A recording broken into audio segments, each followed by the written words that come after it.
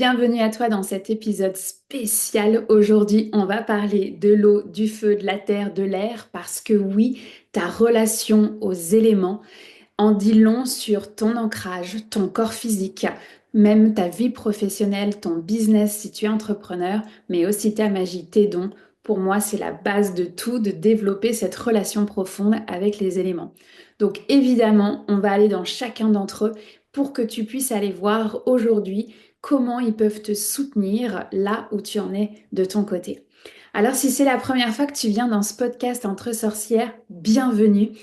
Et si c'est pas la première fois, mais bienvenue aussi et merci pour ta fidélité. C'est déjà la quatrième saison. C'est extraordinaire de voir l'étendue en fait de ce podcast, les graines dorées qui ça sème de part et d'autre à travers le monde. Donc merci d'être là. Je t'invite à t'abonner sur YouTube, Spotify, Apple Podcast. Je t'invite à liker les épisodes qui te plaisent parce que oui, tu as un rôle clé pour aller emmener, en fait, développer la portée de chaque épisode. Viens commenter ce que ça a déclenché chez toi, ce que tu as activé comme action aussi derrière. Parce que évidemment, ce podcast, c'est pas le podcast de la sorcière au Louboutin, c'est le podcast des sorcières et des magiciens. L'intention, elle est vraiment d'activer la puissance du cœur, que chacun et chacune puisse s'autoriser son côté sorcière et l'assumer, parce que oui, à mes yeux, le monde a besoin de magie, d'amour, de joie, et chacun y contribue. Alors, bienvenue dans cet épisode. On est aujourd'hui sur la notion des éléments, parce que, comme je te le disais en introduction, pour moi, c'est la base de tout.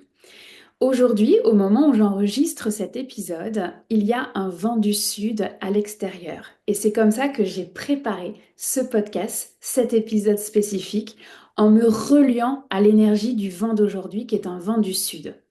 Et tu vois, dans euh, une notion hyper scientifique, on va dire, ok, ça vient de là, c'est la tramontagne, c'est le Mistral. Selon le pays où tu te trouves, les noms des vents vont avoir aussi un impact évidemment émotionnel et spirituel. Par contre, ce qui m'intéresse, c'est d'aller regarder la rune médecine des autochtones et de voir en fait ce vent du sud, qu'est-ce qu'il signifie. Et c'est le vent du guerrier. Et j'ai eu une émotion quand j'ai vu ça, je me suis dit, mais oui, en fait, cet épisode, il est là pour insuffler avec le vent du guerrier à chacun et chacune d'entre nous d'affirmer son identité, ses valeurs, sa vérité, que chacun, en fait, puisse incarner réellement qui il est vraiment. Et ça, c'est, tu vas me dire, c'est le chemin d'une vie, d'incarner qui tu es réellement, mais tu vois, d'assumer un peu plus ton côté sorcière. Mais aujourd'hui, le vent du guerrier t'y invite, t'insuffle cette énergie-là. Et j'ai même envie de te demander, mais quelle action en fait tu vas poser pour pouvoir assumer cette identité de sorcière, de magicien qui est la tienne? Parce que sinon, tu ne serais pas ici dans ce podcast. Même si aujourd'hui, c'est peut-être pas très assumé, d'accord? Et que ça reste peut-être dans ta sphère privée, en parler à deux, trois copains, mais pas plus que ça. Oui, pour moi, on est tous et toutes des sorcières et des magiciens. On a tous des capacités, on a tous des dons. Et puis, ça va être ce chemin de venir libérer ces dons, de les développer et de les mettre au service. Alors, ce vent du guerrier, ce vent du sud, en fait, il est vraiment là pour te demander aujourd'hui, qu'est-ce que tu vas faire dans ce sens? Comment aujourd'hui tu vas insuffler cette guerrière, ce guerrier? Alors moi j'aime bien rajouter ce guerrier de lumière, cette Amazone du cœur, et non pas avec les armes. On n'est pas là pour prouver, on n'est pas là pour dire au monde entier, ceux qui n'ont pas de spiritualité, que c'est évidemment la voie qui devrait emprunter parce que c'est bien mieux de ce côté. En fait, pas du tout. On n'est pas là avec des armes en mode guerrier, mais on est là avec le guerrier de lumière qui vient rayonner sa lumière en fait à partir de son cœur. Et pareil pour la femme, l'Amazone en fait, vraiment cette énergie de mais j'y vais en fait, c'est non négociable. C'est non négociable, pour moi c'est trop important et je marche à chaque jour avec ma vulnérabilité, avec ma puissance à partir du cœur. Donc tu vois, tout ça est parti de une application météo pour aller voir quel est le vent aujourd'hui, qu'est-ce qu'il a à m'enseigner aujourd'hui et comment je me mets en action pour la suite de mon propre chemin. Tout ça avec la médecine de l'air. Et tu vois, on est loin de, oui, l'air, le vent chasse les pensées. Est-ce que le vent est contre moi quand je pars en randonnée? Ok, c'est fine. Mais moi, je veux qu'on aille plus loin que ça. Quel est le vent aujourd'hui? Quelle direction? Quelle est sa signification dans la roue de médecine? Alors aujourd'hui, je te mets en lumière le vent du sud, le vent du guerrier, mais évidemment qu'il y en a d'autres. Et que ça, c'est vraiment ce chemin, en tout cas, de venir connecter avec la médecine de l'air, parce que cette énergie d'Amazone du cœur ou de guerrier de lumière, tu vas pouvoir l'insuffler dans toutes les sphères de ta vie. Pas juste le travail, pas juste tes relations, mais déjà de toi à toi-même. Où est-ce que tu n'assumes pas encore ta vérité? Où est-ce que tu n'assumes pas tes valeurs? Ou est-ce que tu n'assumes pas encore ton côté sorcière? Et j'ai hâte de te lire en commentaire, parce qu'évidemment qu'on peut, à tous les jours, poser une action de ce type-là. En 2025, j'ai posé le mantra place à l'audace. Alors oui, j'ai envie de t'insuffler ce vent audacieux. Quelle est l'audace que tu vas avoir aujourd'hui pour incarner un peu plus cette sorcière, ce magicien? Et je vais en arriver au deuxième élément qui est évidemment cher à mon cœur, comme tous, mais le feu a quelque chose, a une place spéciale dans ma vie. Il a une place spéciale parce que, de facto, moi je suis née au mois de mars, je suis bélier. Donc en astrologie, je suis bélier. Je suis née en 1986, pile au moment du passage de la comète de Halley. Alors moi, je suis pas astrologue, donc c'est ce que j'ai pu lire, c'est ce que j'ai pu entendre, c'est ce que mes parents m'ont transmis. Oui, le passage d'une comète est un marqueur temporel très très fort. Cette comète, elle passe tous les 76 ans et la prochaine, elle se passera en 2061. Et donc, quand on regarde ça avec recul, on dit, ah ouais, quand même, je suis née pile dans la fenêtre de la comète de Halley. Ok, quel est le message en fait derrière ça? Donc oui, il y a un feu qui est extrêmement présent en fait à l'intérieur de moi. Et si je prends la lecture du Human Design, je suis en fait générateur avec une autorité sacrale, donc ça veut dire que c'est vraiment mon feu de l'intérieur qui me drive et tu vois, cette passion qui me pousse en avant finalement. Et pourtant, j'ai fait 20 ans de natation pour canaliser ce feu. J'avais tellement de feu. Aujourd'hui, à 39 ans, je suis capable de dire, je pense que je suis hyper active et que j'ai jamais été diagnostiquée. Et en même temps, j'ai accepté d'être cette hyperactive, d'avoir ces passions, de m'y mettre à fond et de dire s'il y a un soir, je dois bosser jusqu'à 2 heures du mat parce que c'est hyper important pour moi, parce que stratégiquement, je vais sortir ça à telle date, mais que je ne serai pas disponible parce que je serai avec ma famille à ce moment-là, je suis capable de développer toute mon énergie, tout mon feu à ce moment-là. Donc oui, ce feu, il fait partie de moi et j'ai dû apprendre à le canaliser. Alors, avec ces années de natation et natation synchronisée, j'ai appris à le canaliser en allant au spa, en allant me baigner dans la rivière, mettre les pieds dans la rivière. Même aujourd'hui, tu vois, j'ai comment on appelle ça, un tube d'eau froide, en fait, dans lequel je vais venir me déposer, pas tous les jours, pas toutes les semaines non plus. Oui, moi aussi, je suis un peu frileuse dans l'âme, même si j'ai vécu au Canada. Mais cette médecine de l'eau froide, elle est extrêmement importante pour moi pour m'aider à canaliser ce feu. Et tu vois, pendant des années, on a voulu me mettre ce couvercle sur la tête et ça a été extrêmement douloureux parce que quand je me suis retrouvée dans une cérémonie avec d'autres sorcières, d'autres magiciens, et le mot Samadora a été nommé, qui est porteuse de feu. Et en fait, mon corps s'est mis à buzzer et pour moi, c'était une évidence. J'avais déjà été cette femme de feu, cette femme médecine porteuse de feu. Et pourtant, on m'a dit, va à l'eau. Et moi, ça m'a tellement challengée parce que oui, j'adore l'eau. Évidemment que l'eau fait partie de ma vie, puis on va en reparler juste après. J'en ai besoin pour canaliser ce feu. Par contre, il est hors de question d'éteindre mon feu. Il est hors de question qu'on me mette un couvercle sur la tête ou une couverture pour essayer d'éteindre ce feu. Donc je te pose la question parce que euh, il y a des moments dans la vie où on va avoir plus ou moins de feu. Il y a des moments où on va être dans une épreuve de vie. Et oui, notre feu, ça va être des cendres avec un peu de fumée. Il y a une petite braise en dessous, une petite étincelle. Et on a toujours une petite étincelle à minima. Et puis il y a des moments où on va avoir un feu qui déborde, mais presque, tu vois, à se brûler comme un burn-out, par exemple. Et c'est tout cet apprivoisement du feu. Je fais ça parce que c'est vraiment de danser avec son propre feu, de le nourrir quand c'est le temps, de le canaliser quand c'est le temps, et de danser et de chanter autour de son propre feu.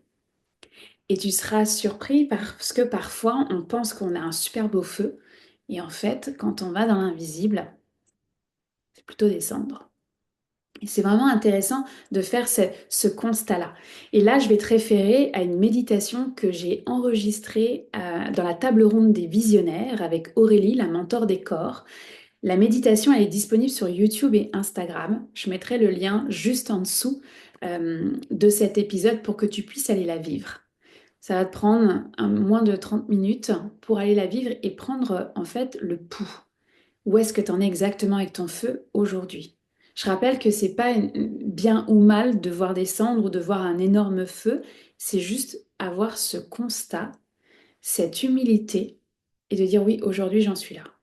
De quoi j'ai besoin? Comment je vais nourrir mon feu?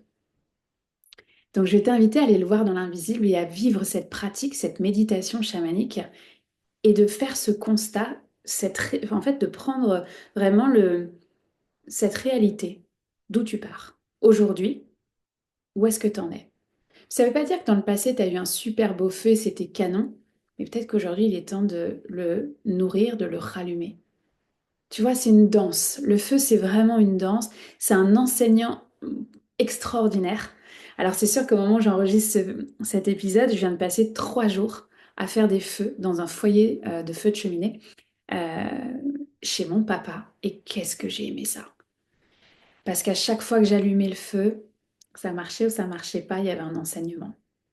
Puis je me posais devant le feu et je regardais simplement les flammes, les braises. Je voyais des formes apparaître et je recevais le message du feu. Et ça, c'est quelque chose que je voulais t'inviter aussi à faire. Prends une bougie. Parce que moi non plus, j'ai pas de feu de cheminée à la maison, mais prends une bougie. Allume une bougie et passe 20 minutes en silence devant cette bougie. Pas de musique, rien. Mais vraiment, prends le temps de rentrer en contact avec cette flamme. Qu'est-ce que le feu a à te dire? C'est un enseignant extraordinaire. Donc, je t'invite à faire cette méditation chamanique pour prendre le pouls, savoir où est-ce que tu en es aujourd'hui. Et ensuite de ça, à prendre 20 minutes de ton temps. 20 minutes et de connecter avec la flamme. Parce que finalement, cette flamme que tu vois dans la bougie, c'est ta propre flamme.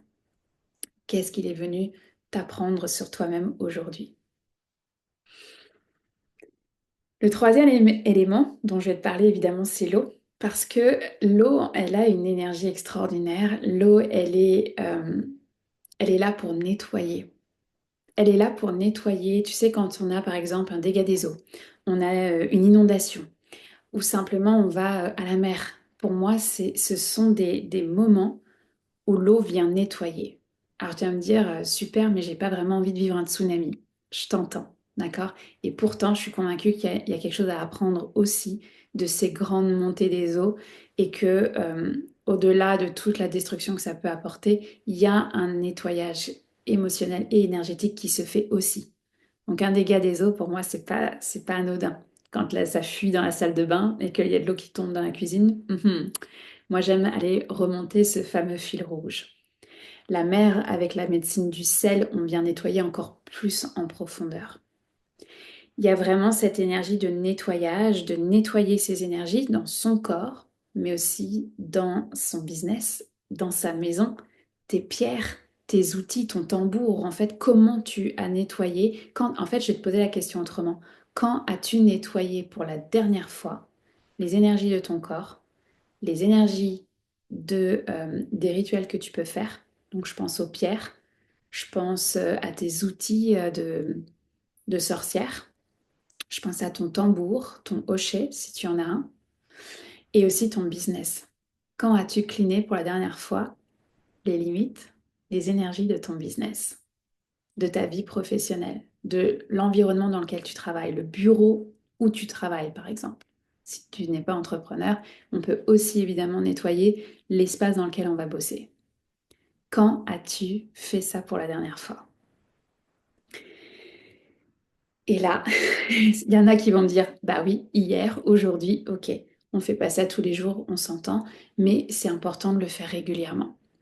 Alors, tu peux avoir recours à la médecine de l'eau. Tu vois, typiquement, après une méditation, un soin chamanique, un voyage, moi, je vais toujours aller me laver les mains.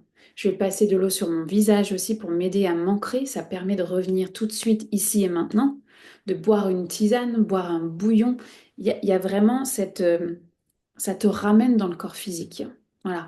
Et ça nettoie. Donc ça, moi, vraiment, laver les mains, c'est alors, au-delà, au-delà de c'est bien pour les bactéries et compagnie, c'est vraiment pour nettoyer les énergies et surtout, tu vois, moi, je me souviens pas des voyages, des soins.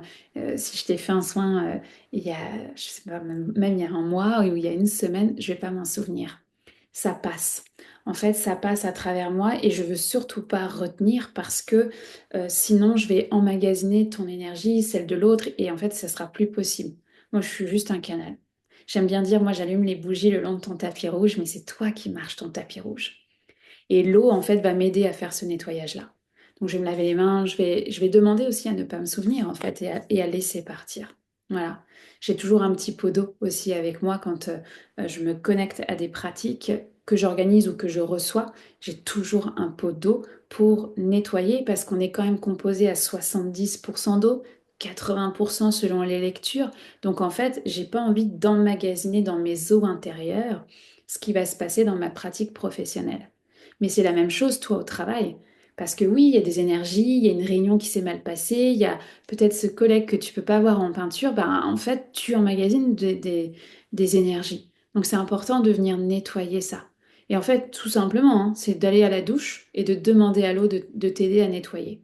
Moi, j'aime beaucoup utiliser un exfoliant parce que je vais souvent faire un exfoliant au niveau du cœur, au niveau du sacrum, au niveau du ventre, parce qu'il y a vraiment cette intention, puis la gorge aussi, de laisser partir, d'exfolier tout ce que j'aurais pu emmagasiner. C'est pas juste le plaisir de sentir mon exfoliant et me sentir bien dans mon cocon de déesse. Bien sûr que je prends soin de mon corps, mais il y a une intention en fait qui est là derrière. Toujours, toujours, toujours, toujours. Et puis après ça, ben, je vais te renvoyer à la médecine des plantes. Tu peux très bien avoir un bloc de sélénite pour tes pierres, mais passer de la sauge, passer du copal, passer du romarin, passer de la lavande. Alors pour le coup, là, il n'y a pas d'eau, mais tu vas utiliser le feu et tu vas utiliser la terre avec la plante qui a été séchée, qui a poussé, qui a été séchée. Et tu vas brûler à ce moment-là tes plantes pour pouvoir nettoyer les énergies de ta maison, de ton bureau de ta chambre et de tes propres énergies à toi. Voilà. Donc ça, c'est important de le mentionner. Tu as vu, j'ai pas mentionné le Palo Santo. Il est en voie de disparition, donc moi, j'ai pas du tout envie de prôner la consommation du Palo Santo. Euh, Par contre, bah, si tu en as à la maison, bah, tu finis ce que tu as. Évidemment qu'on ne jette pas. Tu finis et puis après ça, tu passes à autre chose. Mais il n'y a pas que le Palo Santo, il n'y a pas que la sauge en fait. Les plantes qui poussent autour de chez toi, il y en a qui sont là pour nettoyer. Moi, j'habite le sud de la France. Romarin, lavande et thym. Merci, bonsoir. On a tout ce qu'il faut pour nettoyer les énergies de notre maison, nos propres énergies, notre bureau, etc. C'est les plantes en fait qui ont elles aussi cette intention de purification. Voilà, donc ça ramène à, ok, où est-ce que tu te trouves dans le monde et quelles sont les plantes qui purifient autour de toi, sur lesquelles tu peux t'appuyer, qui peuvent venir te soutenir en fait dans cette énergie de nettoyage. Voilà. Donc, reviens à cette question. Quand as-tu nettoyé pour la dernière fois les énergies de ton corps, ta magie, tes dons, ton business, ta vie professionnelle? Puis prends-en soin. Et l'eau est un rituel de tous les jours. Tu sors d'une réunion qui a été compliquée, va aux toilettes, va te laver les mains, va mettre de l'eau sur ton visage et laisse partir ça.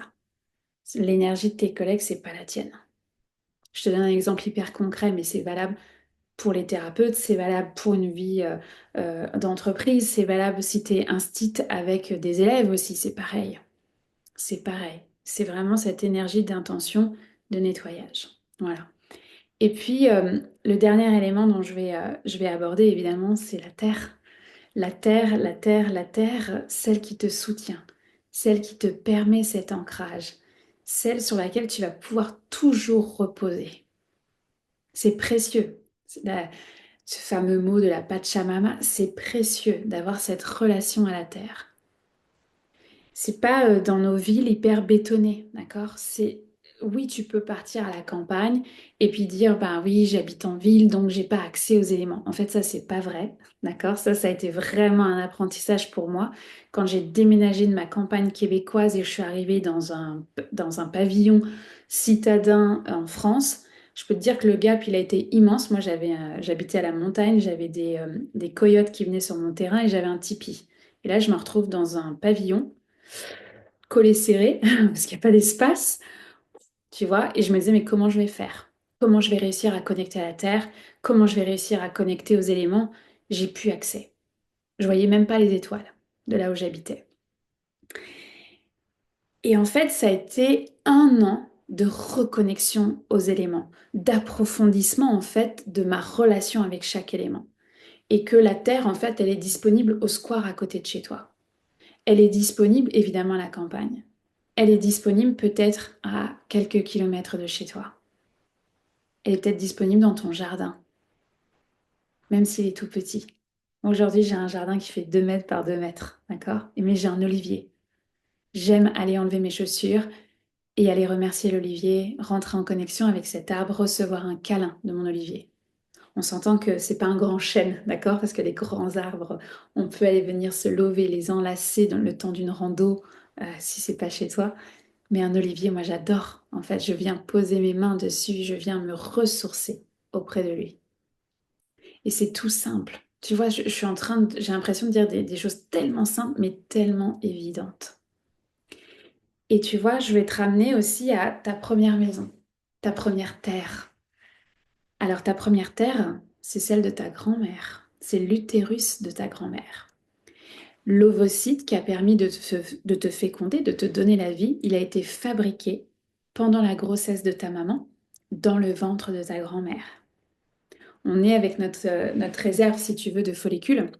Donc, il y a un de ces follicules qui a permis de donner la vie à toi. Donc là, je te ramène à, ok, ta première terre, c'est l'utérus de ta grand-mère. Ta deuxième terre, c'est l'utérus de ta maman, c'est ta propre grossesse, ta propre incarnation, ton propre accouchement, comment t'es arrivé sur Terre.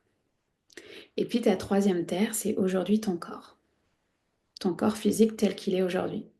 Peut-être avec des douleurs, peut-être avec des diagnostics, mais c'est quand même ta terre. Il y a la grande terre, mais il y a ta propre terre.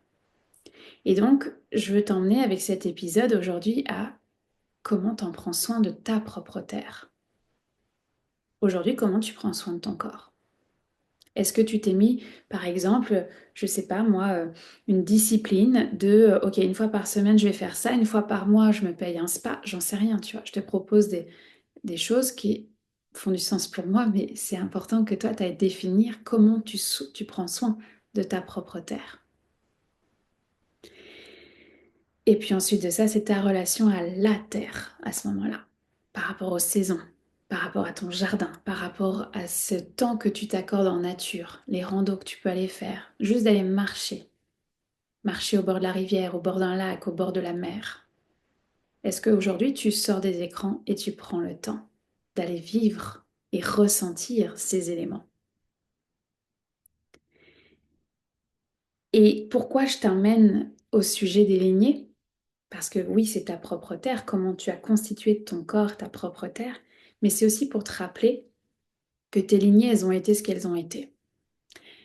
Elles ont fait ce qu'elles ont pu, parfois avec maladresse, parfois c'est avec de la colère, ça a déclenché de la colère pour toi, mais il y a aussi des cadeaux. Et dans tes lignées, il y avait peut-être des dons, et peut-être qu'il n'y en avait pas, ou en tout cas c'était caché, ce n'était pas dit. Cependant, j'ai envie de te dire, on s'en fout. On s'en fout, pourquoi? Alors c'est hyper important pour moi d'honorer les ancêtres, honorer la terre d'où je viens, etc.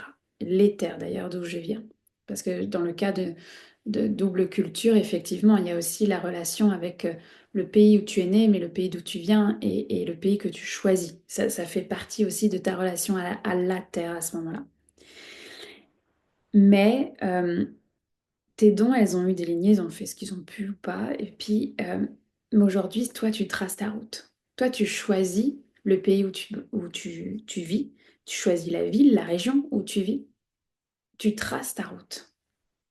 Qu'ils aient des dons ou pas, en fait. Tu as ce côté sorcière-là. Mais la relation avec tes lignées, ton transgénérationnel, oui, elle est primordiale parce que tu viens de là.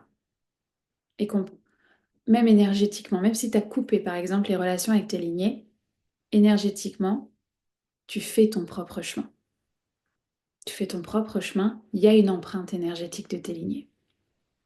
Donc ça va être important de prendre soin de cette coupure ou de ce cadeau, de cette transmission finalement de tes ancêtres, parce que ça fait partie de toi. Tu ne serais pas la personne que tu es devenue sans cette relation, bonne ou moins bonne, avec tes lignées, avec la terre qui a permis de te constituer aujourd'hui. Et ça, pour moi, c'est aller au-delà de la Pachamama, tu vois. C'est au-delà de préserver les forêts, évidemment, évidemment. Préservons la nature, les poumons de la terre, évidemment. Faisons du mieux qu'on peut. Mais il y a déjà toi dans ton propre corps, dans ta propre lignée en fait. Comment tu traces ta route? Comment tu prends soin de ta relation à la terre, de ta relation à tes lignées, de la relation à tes dons.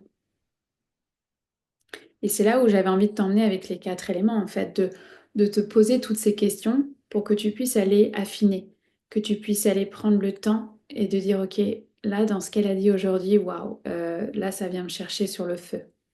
Très bien, plonge dans la médecine du feu, va faire cette méditation chamanique pour voir où est-ce que tu en es, va méditer avec une bougie, d'accord?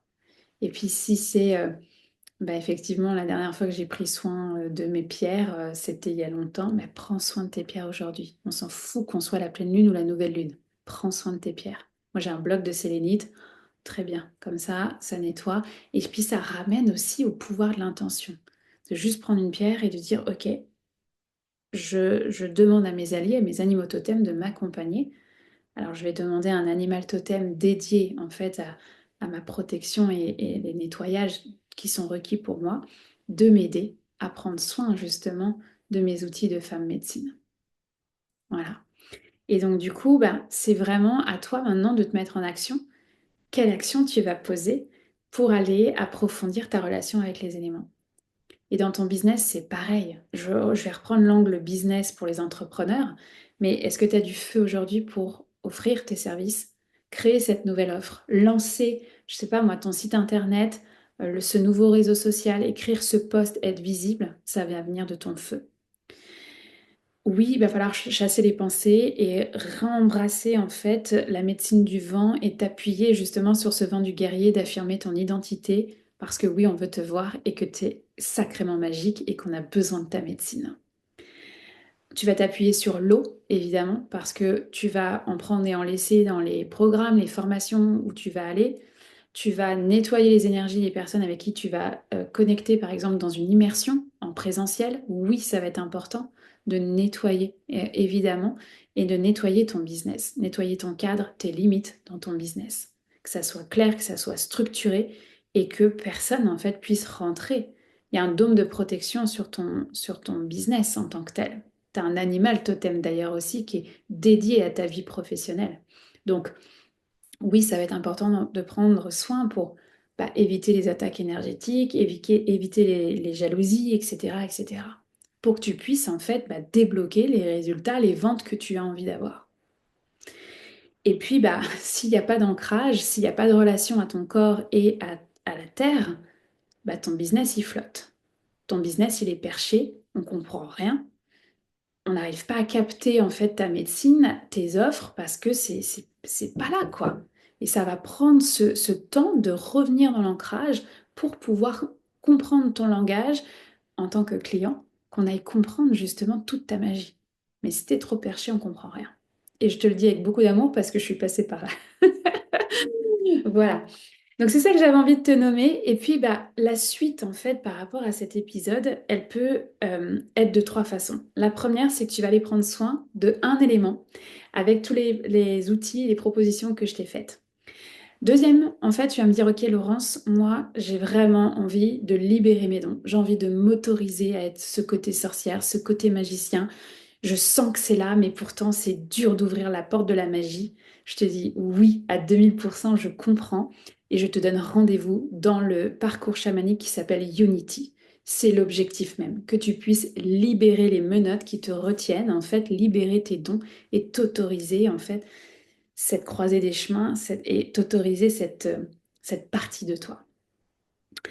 Et puis, tu vas peut-être me dire, troisième option, moi j'ai envie d'apprendre. Moi j'ai envie d'apprendre, j'ai envie d'aller plus loin sur ce que tu as raconté aujourd'hui avec les éléments.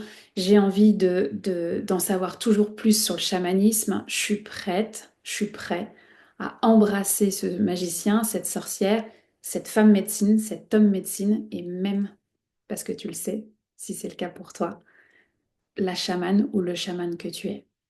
Et là, dans ces cas-là, je te donne rendez-vous dans l'école chamanique. Là, c'est une structure qui va te permettre d'apprendre, de recevoir des sagesses ancestrales et de tracer ta route. Et évidemment que la première année, en fait, c'est l'année des sorcières et des magiciens, c'est l'année où on va approfondir les 7 directions, dont les 4 éléments.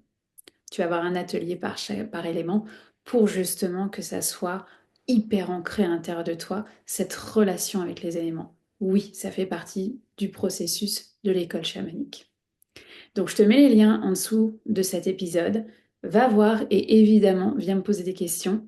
On a un prochain départ qui a lieu le 2 mai 2025. Il y a des départs régulièrement en fait dans l'année, mais là il y en a un, donc le prochain c'est au printemps.